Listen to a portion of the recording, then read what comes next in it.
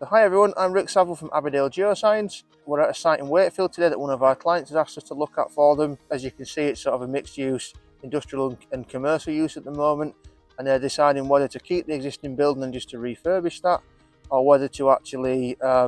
demolish it and build something entirely new. And one big way that we're helping them to determine that is to actually look at what the site has been in the past, what the risks might be from a redevelopment point of view, and then they can help to decide which option might be the best for them. As you can see behind us, we've got the ironworks, which is one of the main features, historical features in the surrounding area that we identified from historical mapping. It helps us to build up a picture of what the surrounding area has been, and obviously that then has an impact on what we might expect in terms of potentials for the client site. So just looking at the 1950s historical maps, we can see a large ironworks, iron foundry, which is one of the key features of the area and really gives us a flavour and an idea for the types of activities and the industries that were happening in the area. And obviously we can relate that back to what might have been happening locally to the site. And actually, if we use the Groundsure Explorer map viewer to look back in time, we can actually see that the foundry first appeared in the 1930s. It's expanded a lot since the 1950s, and again that tells us an awful lot of what was happening in the area and the potential risks that we might expect on the back of those, so that we can relay those back to our client.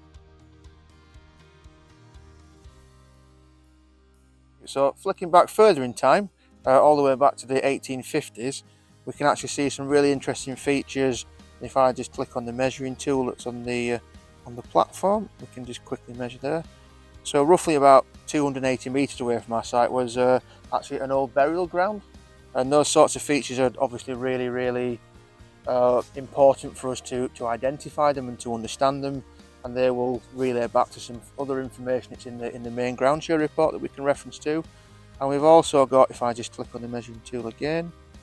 a very small sandstone quarry about 280 metres away from our site, which again tells us a lot of the industry that was happening in the area, and then the potential risks that we might expect we may need to look at for those as our client looks to develop the site further. So all of those features are exactly why we've fallen in love with the Groundsure Explorer platform. We can be out on site, it's interactive, we can turn layers on and off, we can see how features that we might see today relate to historical activities and historical features. We've also got a really great measuring tool. I can click a point either from the site boundary or even if it's within the site and get a quick measure from those, which is a really helpful functionality, and all in all helps to make our time on site more effective and